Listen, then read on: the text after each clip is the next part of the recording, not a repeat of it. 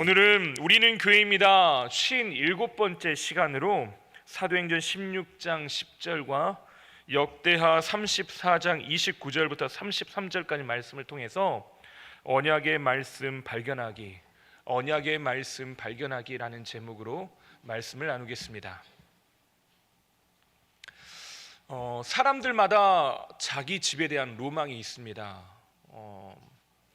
일을 마치고 들어가면 나를 환영해주는 그런 집이 있는 것이 참 행복하고 좋습니다. 다 그러시죠? 집에 안 들어가고 싶어서 그러시는 분들 아무도 없으실 거라고 믿습니다. 제가 결혼하고 나서 가장 좋았던 점이 뭐냐, 혼자 집에 들어갔는데 저를 반겨주는 사람이 있는 게 너무나도 행복하고 좋았던 것 같습니다. 사람들에게는 저마다 나는 이렇게 살고 싶다, 저렇게 살고 싶다라고 하는 그런 생각들을 가지며 살아갑니다. 그래서 요즘 인기 있는 것이 무언가 봤더니 인터넷에다가 자기 집을 이렇게 저렇게 꾸몄다고 올리는 것들, 그런 게 유행이더라고요.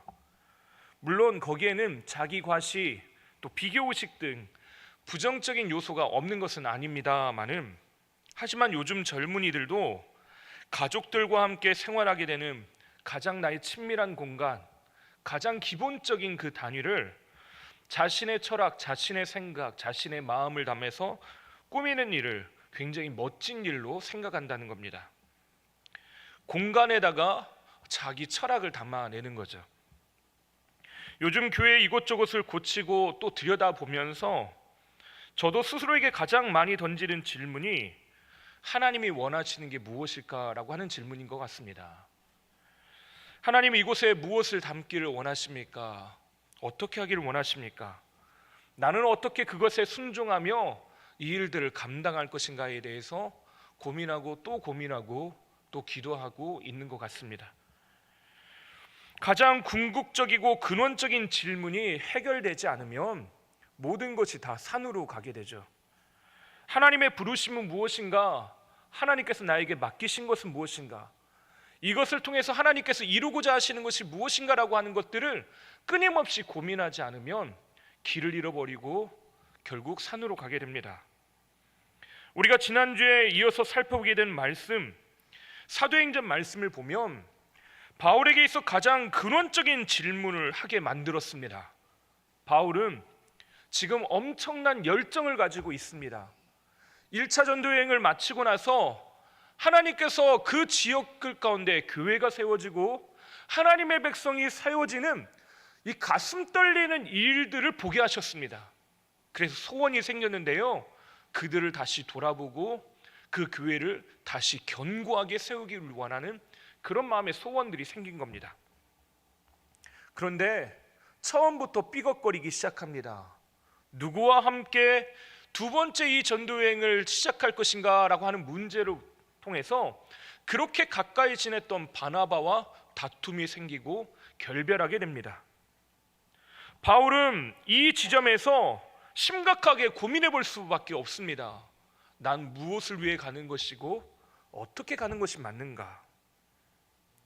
또 가는 도중에 우리가 읽었던 이 16장 10절 앞부분에 보면 바울은 여러 곳으로 자기가 원하는 방향들을 설정하면서 내가 이곳으로 가보겠다, 이렇게 해보겠다라고 하는 수많은 결정들, 고민들을 가지고 그 일들을 진행하려고 했습니다. 과연 나는 어떻게 해야 되는가? 그런데 번번이 그 길들이 막히게 됩니다. 내가 가려고 하는 길들마다 성령께서 막으셨다라고 하는 성경은 표현하고 있습니다. 그러면 이 지점에서 또 고민해 볼 수밖에 없습니다.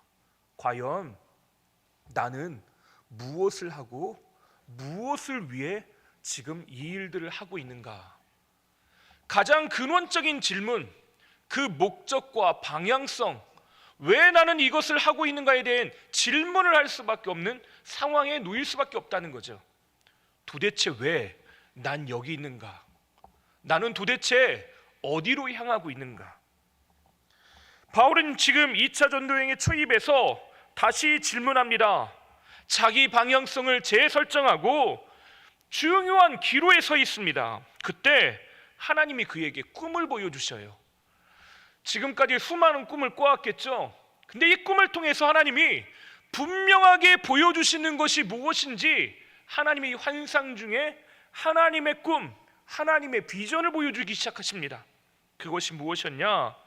한 번도 지금까지 복음이 필요하다고 생각해보지 않았던 곳, 내가 복음을 들고 나아갈 것이라고 생각해보지 않았던 곳, 그 사람들을 만나고 거기에 복음을 전해야 되겠다고 마음을 먹게 된 것입니다.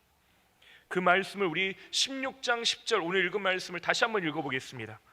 바울이 그 환상을 보았을 때 마게도냐로 떠나기를 힘쓰니 이는 하나님이 저 사람들에게 복음을 전하라고 우리를 부르신 줄로 인정함이로라. 바울이 어떻게 했다고요? 지금까지는 여러 시도를 했습니다.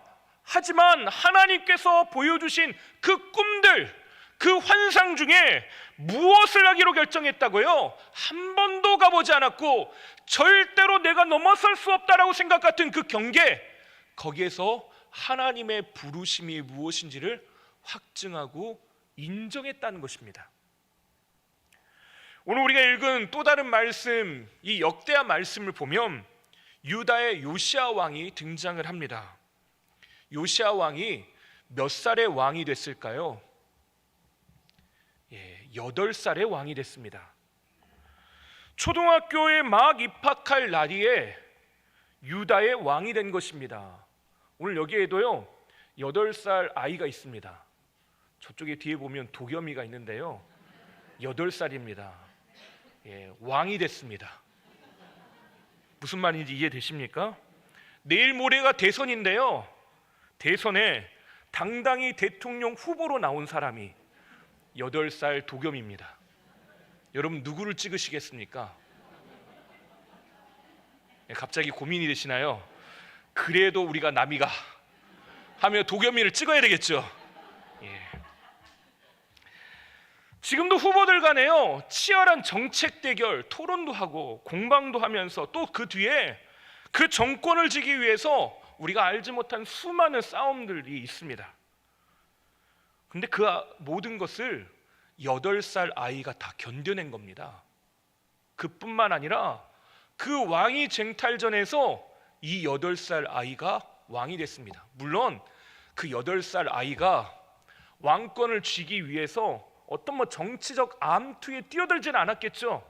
어찌 하다 보니까 그럴 수밖에 없는 상황이 됐을 게 분명합니다.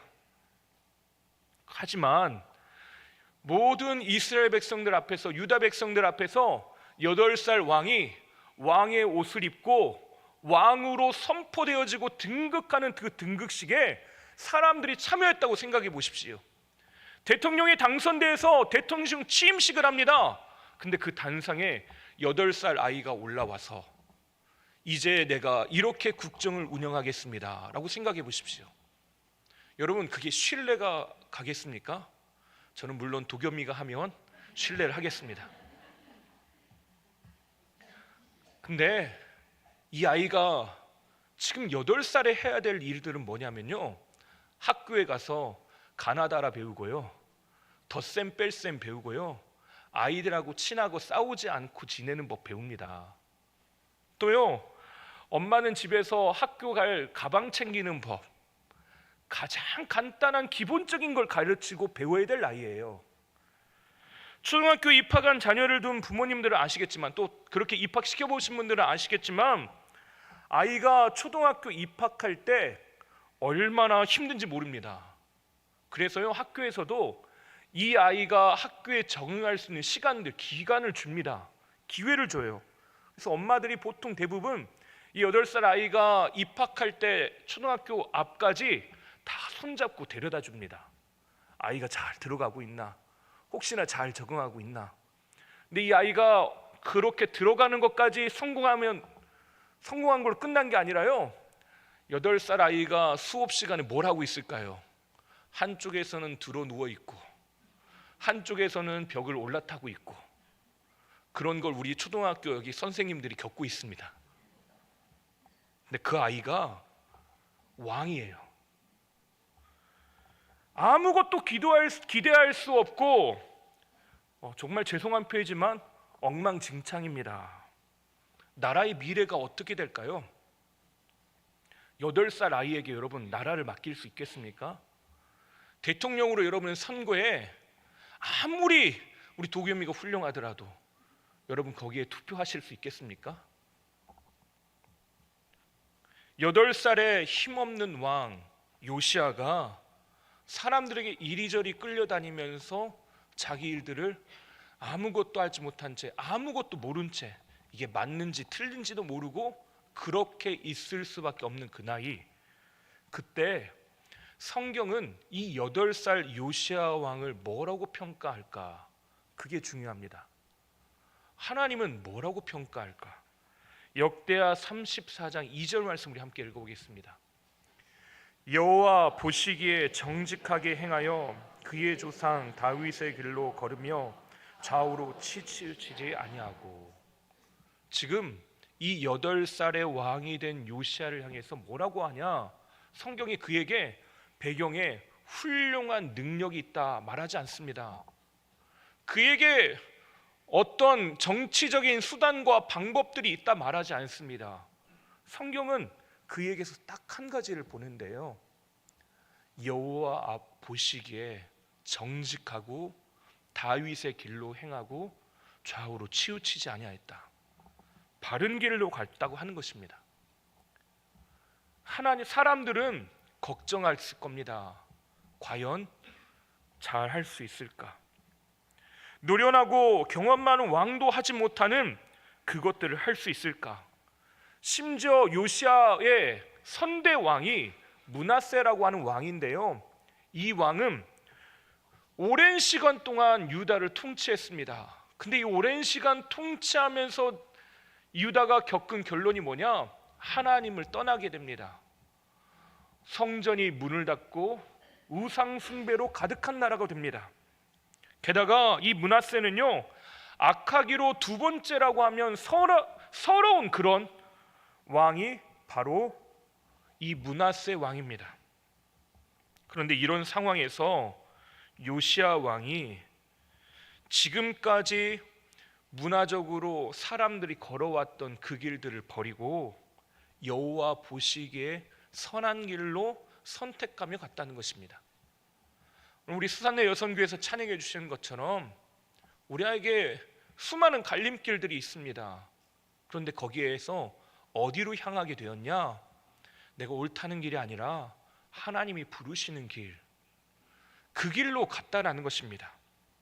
그렇다면 질풍노도의 시기인 청소년의 시기는 어떨까요?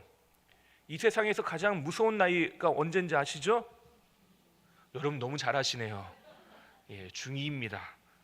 중2병 아이라면 좀 마음이 바뀌었을 것 같죠. 요시아가 16살에 청소년이 되었습니다. 그러니까 지금 우리나라로 치자면 중3 정도, 고1, 많아야 고1 정도 되는 나이입니다. 근데 성경은 그때를 이렇게 이야기합니다. 우리 역대하 34장 3절 상반절을 함께 읽어보겠습니다. 아직도 어렸을 때 곧 왕에 있은 지 8년에 그의 조상 다윗의 하나님을 비로소 찾고. 왕에 오른 지 8년이 흘렀다고 하니까 8살에 등극했으니까 16살이 된 거죠. 그때 뭘 했다고요? 하나님을 찾았답니다. 중2 아이가 하나님을 찾았답니다. 그리고 하나님을 만났대요. 지금 이 왕의 이야기를 하려면요, 이 왕이 도대체 어떻게 통치했고 뭘 했는지를 이야기해야 될 텐데 지금 계속 내려오는 이야기가 뭡니까? 그가 하나님의 길을 따라갔다, 하나님을 만났다, 하나님을 찾았다는 이야기를 하고 있어요. 그러면 사춘기 때는 그래도 잘 믿어. 대학 가봐야 알아. 그럴 수 있죠? 대학 갈 나이가 됐습니다. 요시아는 어떻게 했을까요? 34장 3절 하반절을 함께 읽어보겠습니다.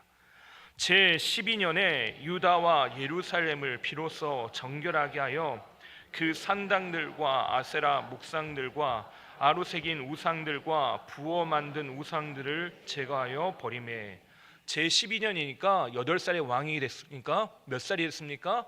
20살이 됐습니다. 딱 대학 갈 나이가 됐습니다. 성인이 된 거죠. 근데 그때 뭘 했냐? 이때 민족의 영적인 분위기를 완전히 바꿔내는 종교 개혁을 시도했다는 것입니다. 나 혼자만의 신앙을 갖고 있는 것으로 끝내지 않고요, 유다와 예루살렘에 있던 그 모든 우상들을 제거하고 정결하게 해냈다는 것입니다. 이제는 내가 왕으로서 이 나라, 이 민족이 하나님의 백성으로 말씀 위에 서야 되겠다, 하나님 앞에 온전히 서야 되겠다라고 하는 것을 이 20살의 청년 요시아가 그 일들을 했다는 것입니다.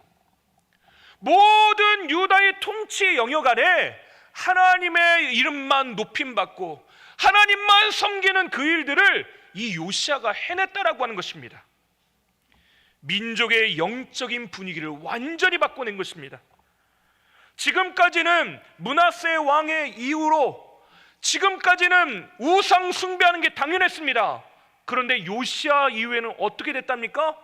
그것이 오히려 사람들을 쭈뼛쭈뼛하게 만들고 과연 해야 되는가 하고 버리고 하나님께로 돌이키는 일들이 됐다는 것입니다. 그 선한 영향력은 거기서 끝나지 않습니다.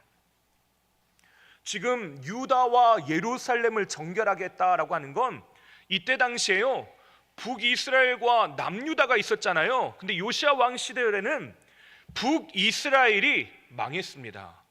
아수르에서 멸망당하고 이제는 지도상에 없는 나라가 됐습니다. 남유다의 모든 영역, 그 유다 땅에 있는 모든 영역들을 정결하게 새롭게 했습니다. 근데 그걸로 끝났을까요? 이 34장 6절 말씀 우리 함께 읽어보겠습니다. 또 므낫세와 에브라임과 시므온, 납달리까지 사면 황폐한 성읍들에도 그렇게 행하여. 므낫세, 에브라임, 시므온, 납달리가 어디냐? 북이스라엘 지역입니다. 다시 말해 유다하고는 관계없는 지역이 됐어요. 그것을 어떻게 했다고요? 황폐한 성읍에도 그렇게 했답니다.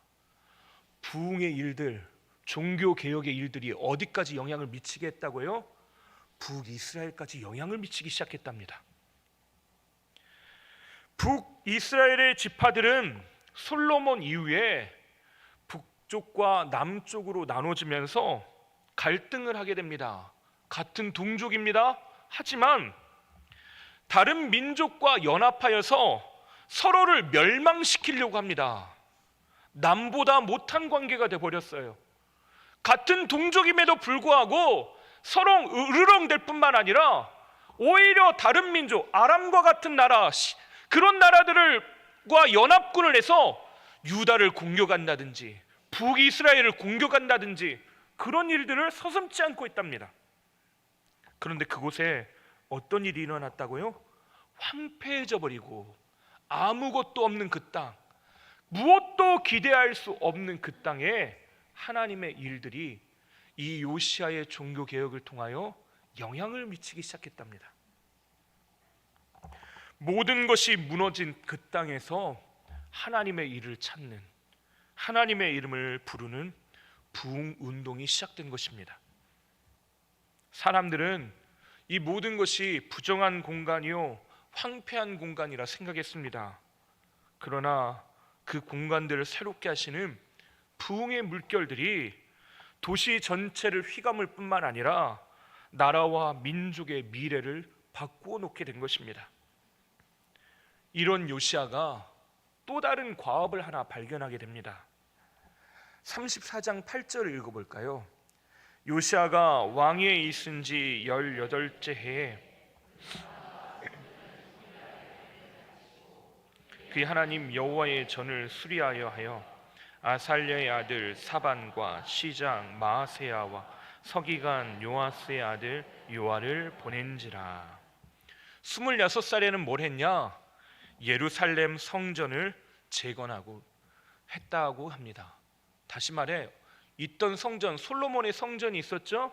그 성전의 무너진 곳, 그것을 다시 새롭게 하였다는 것입니다.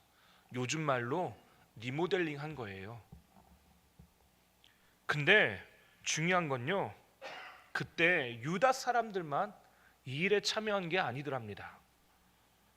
조금 전에 소개했던 서로 등 돌리고 쳐다도 보지 않고 싸웠던 사람들, 남보다 못한 관계가 되었던 북이스라엘 사람들이 어떻게냐, 회방하고 방해한 것이 아니라 이 일에 함께 참여합니다. 34장 9절 볼까요? 그들이 대제사장 힐기야에게 나아가 전에 하나님의 전에 헌금한 돈을 그에게 주니 이 돈은 문을 지키는 레위 사람들이 므낫세와 에브라임과 남아있는 모든 이스라엘 사람과 온 유다와 베냐민과 예루살렘 주민들에게서 거둔 것이라. 지금 성전을 리모델링 하는데 그 리모델링하는 돈을 이미 다 모아두었답니다. 성도들이 헌금을 했대요. 근데 이 헌금, 이 돈이 어디서부터 난 헌금이냐, 누가 헌금이냐 한 거냐라고 하는 헌금 명세서가 있답니다. 근데 그 헌금을 한 사람들이 누구라고 합니까? 므낫세와 에브라임과 남아있는 모든 이스라엘 사람들이 포함되어 있대요. 유다와 베냐민과 예루살렘 주민들, 남유다에 있는 사람들뿐만 아니라 지금 무너진 땅, 황폐한 땅, 아무 관계가 없는 것 같은 그 땅의 주민들도 함께 헌금하여 이 일들을 했답니다. 북이스라엘에 속했던 지파들이 성전 재건을 위해서 헌금했다는 건 무엇을 의미하는 겁니까? 나도 이 일에 동의한다고 하는 것입니다. 나도 이 일에 참여하기를 원한다는 것입니다. 나도 이곳에 함께 마음을 모으겠다는 것입니다. 흩어진 마음들을 모아서 함께 이 일들을 하겠다는 것입니다. 그 일들이 뭡니까? 성전을 재건하는 것, 성전을 새롭게 하는 것이랍니다. 네, 참 놀라운 건 이렇게 성전을 재건하다가 무언가 하나 감춰져 있던 것을 발견합니다. 그것이 뭐냐? 헌금을 꺼내는데, 그 모아뒀던 헌금을 꺼내는데 거기서 율법책을 발견하게 됩니다. 요시야가 성전을 재건하며 말씀을 찾아내고 민족에 드려졌던 영적 암흑기를 끝내고 그 시간을 광명의 시간으로 선포합니다. 우리가 하나님의 말씀 앞으로 나아가자, 여호와의 전으로 나아가자, 하나님께로 돌아가자. 이 요시야가 수많은 사람들, 그 백성과 또 함께 있던 사람들, 또 함께 할 수 없었던 사람들까지 함께 모아 하나님 앞에 그렇게 나아간 것입니다. 그래서 요시야 왕이 이 말씀을 발견하고 어떻게 하냐?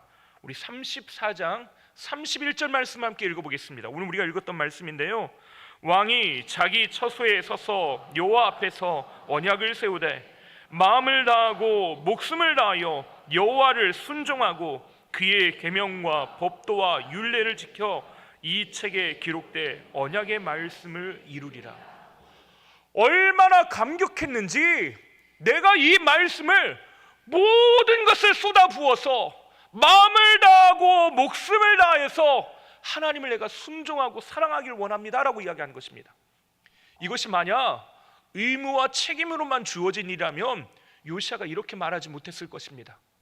이 마음속에요, 감격이 있는 겁니다. 그 말씀을 발견하고 하나님의 전이 다시 회복되어지는 감격과 감동이 있습니다. 하나님을 사랑하는 마음으로 이 가슴 속에 채워지는 것들을 경험하게 됩니다. 내 온 몸이, 내 모든 삶이 주의 말씀으로 살아나는 것들이 경험되어지고 내 모든 말초 신경 하나하나까지 하나님을 향해서 열려지고 회복되어지는 것이 경험되어지는 것입니다. 그것이 느껴지는 것이에요. 내 영혼이 살아나는 것이 느껴지는 겁니다. 내가 하나님의 말씀으로 살겠습니다. 하나님의 뜻대로 살겠습니다. 이 말씀이 왜 중요합니까? 우리에게도 동일하게 일어나야 될 일들이기 때문에 그렇습니다. 말씀 앞에 단독자로 서서 그 말씀이 나의 삶을 충만케 하시고 나의 삶을 부요케 하시고 그 사랑 안에 살게 하심을 저와 여러분, 우리 모두가 함께 누려야 될 일이기 때문에 그렇습니다. 그래서 저에게 소원하는 것이 있습니다. 1층 리모델링 하면서 제가 기도하고 기억하고 또 기억해내려고 하는 일들, 앞서 말씀을 전하면서 시작할 때 말씀드렸던 것처럼 하나님은 도대체 우리에게 뭘 하기를 원하시는가, 그 문제, 그 본질을 우리는 잃어버려서는 안 됩니다. 건물은 죄송하지만요, 있다가도 사라집니다. 우리에게 건물이 시간이 지나면 낡기도 하고 없어질 수 있습니다. 하지만 주의 교회, 하는 예수 그리스도께서 핏값으로 사신 교회는 절대로 사라질 수 없습니다. 음부의 권세가 해하지 못합니다. 그러면 우리는 무엇을 리모델링하고 무엇을 세워야 되는 겁니까? 우리가 하나님의 거룩한 백성이요, 하나님의 사람들로 세워지는 것을 우리는 기대하고 기억해야 하는 것입니다.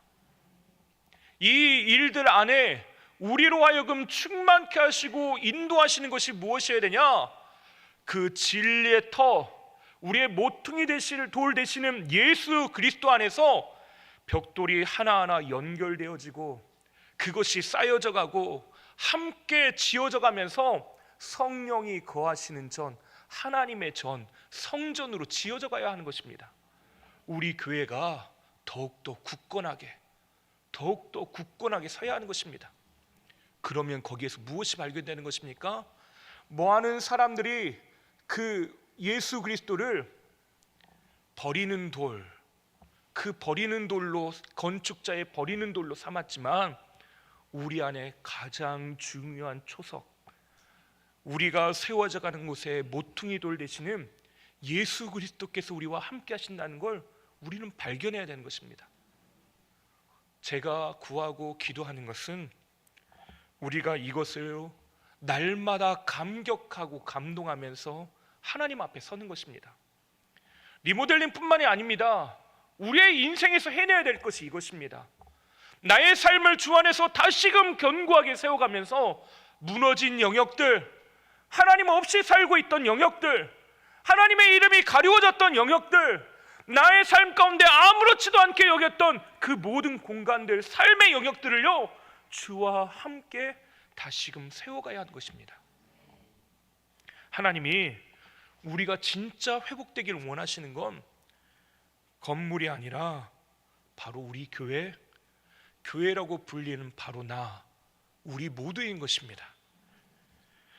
이번에 리모델링 하는 공간들은 1층에 있는 공간들입니다. 여러분에게 안내드렸던 것처럼 사무실과 청년부실, 소예배실, 유치부실, 관리사택 등 여러 가지 공간들을 새롭게 하려고 하고 있습니다. 이름 한번 띄워보실래요? 예. 이번에 리모델링 하면서요, 이 각 공간들의 이름을 좀 다시금 하려고 합니다. 물론 옆에 붙여놓은 것처럼 예정입니다. 아직 결정한 건 아니고요. 이렇게 하려고 마음 먹고 있습니다. 특정 부서 누군가의만의 공간이 아니라 우리 모든 성도님들이 함께 쓰는 공간이 되길 바랍니다. 청년부실이라고 해놓으니까 많은 분들이 거기 들어가면서 조심스러우시대요. 내가 청년이 아닌데. 예. 유치부실은 어떻게 들어가시는지 모르겠습니다. 예. 그래서요, 이름을 그런 특정 부서, 특정 대상의 이름을 붙인 이름으로 사용하지 않으려고 합니다. 아직 확정되지 않았지만요, 사무실 공간을 좀 변경을 했습니다. 예전에 청년부실을 들어가던 입구 여러분 기억나시나요? 그 입구는요, 창고로 바뀌게 됩니다. 조그마한 창고로 우리 교회 비품을 사용하는 공간이 돼서 여러분 이제 거기로 들어가고 싶어도 못 들어가십니다. 거기로 못 들어가시고요, 그 옆에 문이 따로 달려 있습니다. 안쪽 청년부실에 사무실을 만들고요, 그 청년부실을 가로막고 있던 벽을 허물고 유리를 세웠습니다. 유리벽을 세워서 모든 사람들이 좀 드나들고 함께 할 수 있는 공간들로 만들었습니다. 또 앞에 있는 원래 사무실 공간은 여러분들이 교제할 수 있는 공간, 또 여러분들이 손님들이나 주변에 있는 분들 맞이할 수 있는 1층에서 여러분이 간단한 모임을 할 수 있는 공간들로 만들었습니다. 속회를 하고 싶으시면 블라인드를 다 만들어 놓을 테니까요.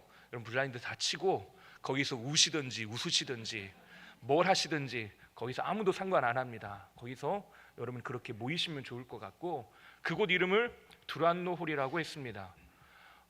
에베소에서 바울이 말씀을 가르치고 그들과 함께 2년 넘게 동고동락했던 것처럼 그곳이 함께 웃고 함께 성도들이 성장하는 자리 되길 바랍니다.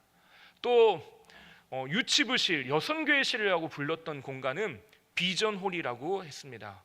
비전홀이라고 하는 이유는 하나님의 꿈이 좀 담겨져 있는 공간이 됐으면 좋겠다라고 해서 그 공간 안에는 우리 어른들이 재밌게 놀 수 있는 미끄럼틀을 좀 만들려고 합니다. 어른들이 타실 수 있도록 견고하게 만들려고 해요. 그래서 여러분들 혹시나 거기서 미끄럼틀을 타고 싶으시면 민망하다 생각하면 문 잠그고 타시면 됩니다. 그렇게 거기를 꾸미려고 하고요.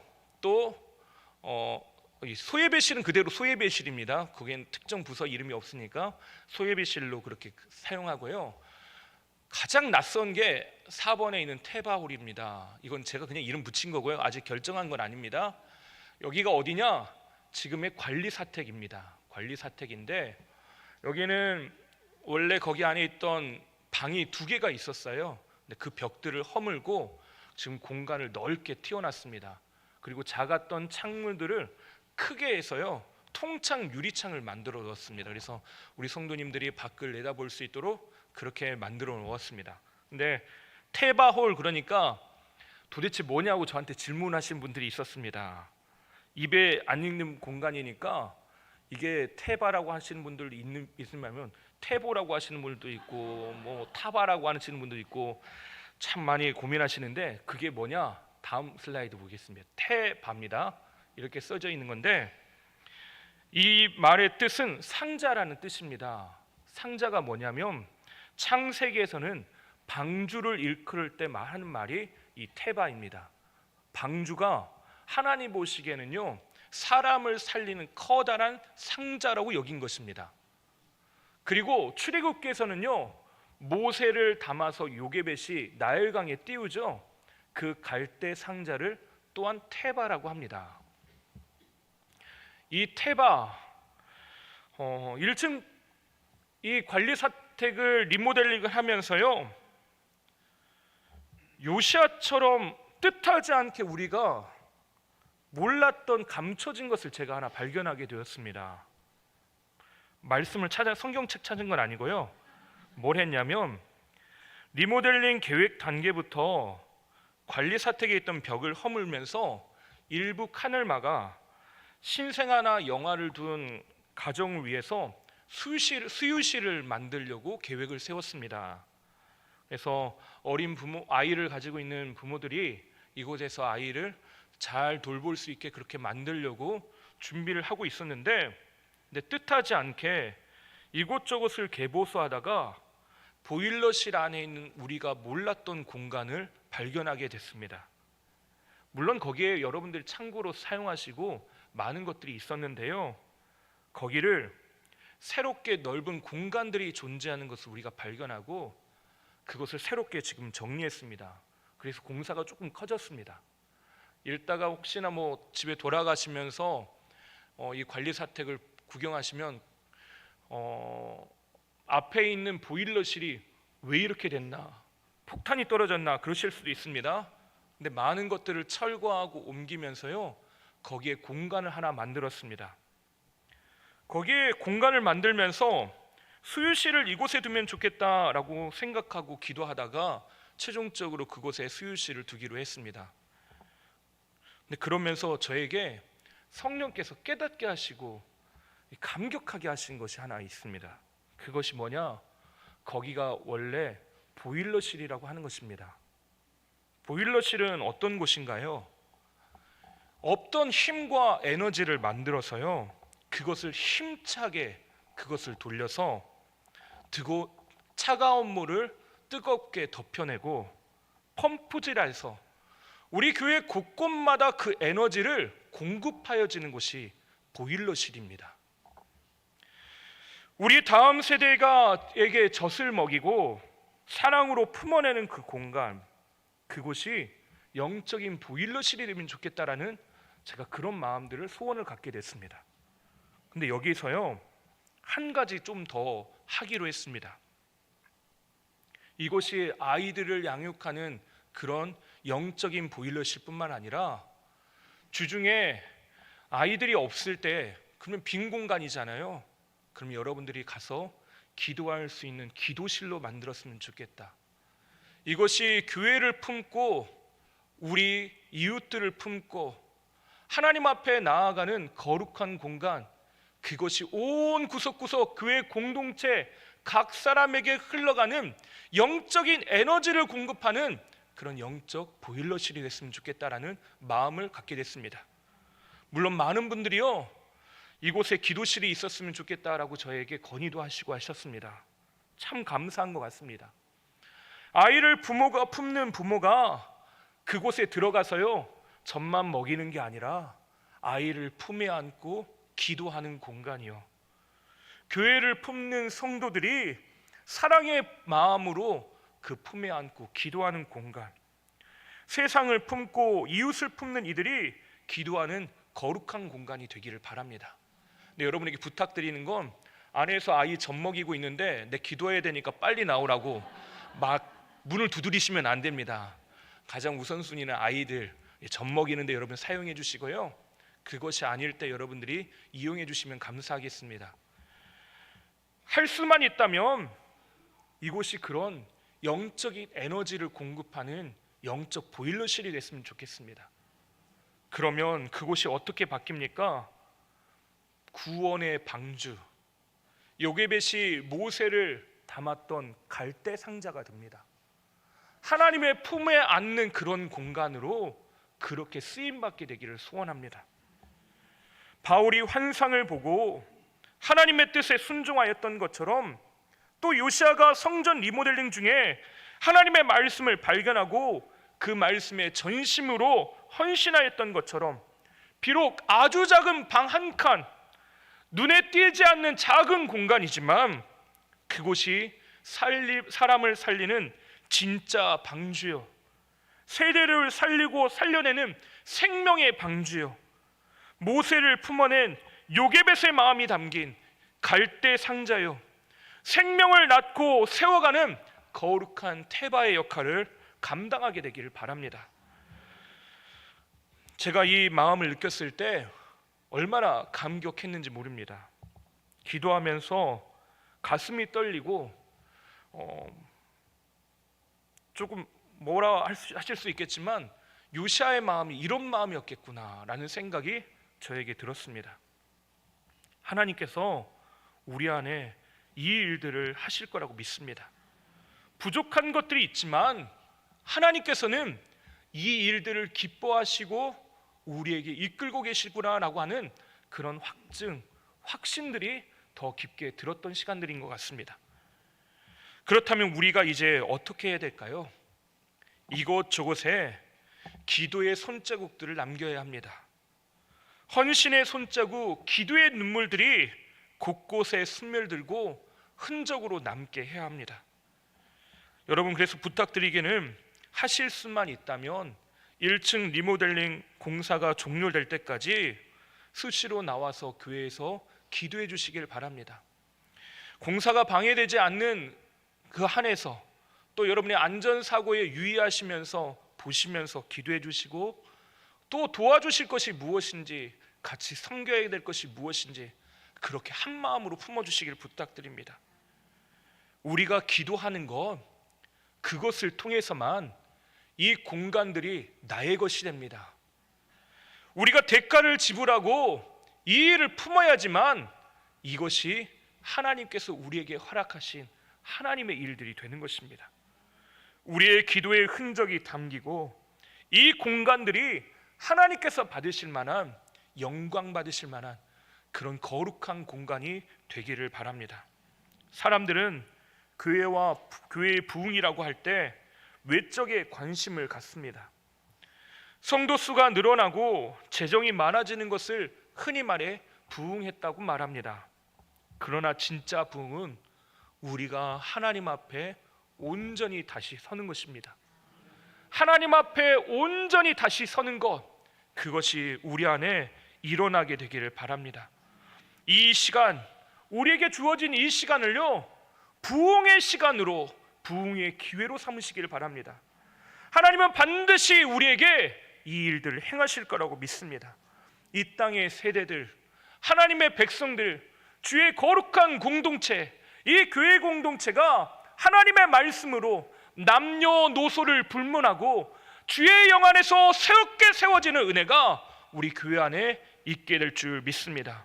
우리 마지막으로 우리 스가랴 4장 6절과 7절 말씀을 함께 읽고 오늘 말씀을 마치도록 하겠습니다. 함께 읽겠습니다. 그가 내게 대답하여 이르되 여호와께서 스룹바벨에게 하신 말씀이 이러하니 만군의 여호와께서 말씀하시되 이는 힘으로 되지 아니하며 능력으로 되지 아니하고 오직 나의 영으로 되느니라. 큰 산아 내가 무엇이냐? 내가 스룹바벨 앞에서 평지가 되리라. 그가 머릿돌을 내어놓을 때 무리가 외치기를 은총이 그에게 있을지어다 하리라 하셨고. 아멘. 우리 빨간 글씨로만 되어 있는 거, 빨간 글씨 되어 있는 것을 다시 한번 믿음으로 선포하면서 읽겠습니다. 이는 힘으로 되지 아니하며 능력으로 되지 아니하며 오직 나의 영으로 되느니라. 아멘. 하나님께서 우리의 인생을 세우시는 것이 힘으로나 경험으로나 다른 것으로 되지 아니하고 오직 성령 안에서 되는 것을 여러분 믿으시면서 하나님 앞에 나아가게 되시길 주님의 이름으로 축원합니다. 기도하겠습니다. 하나님, 바울이 걸어가던 인생의 여정, 그 길들, 내가 맞다고 생각하고 옳다고 생각했던 그것들을 하나님의 비전, 하나님의 꿈을 펼쳐 보이시면서 가르치시고 인도하셔서 그 길을 지도하신 것 감사합니다. 하나님, 오늘 우리에게도 주의 꿈과 주의 비전, 주의 말씀, 감춰졌던, 듣지 못했던, 하나님 우리 앞에 놓여 있었지만 우리가 인지하지 못했던 그 하나님의 말씀을 오늘 우리로 하여금 다시 품고 기대하고 기도하며 나아가게 하여 주시옵소서. 우리 위에 성령을 부으시옵소서. 하나님의 말씀을 발견하게 하시옵소서.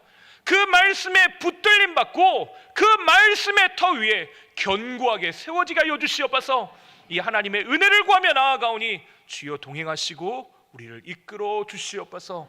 모든 우리의 성도들의 삶과 우리 교회 공동체가 주 안에서 견고하게 세워질 것을 믿사오며 우리의 모든 것 되시는 예수님의 이름으로 기도하옵나이다. 아멘.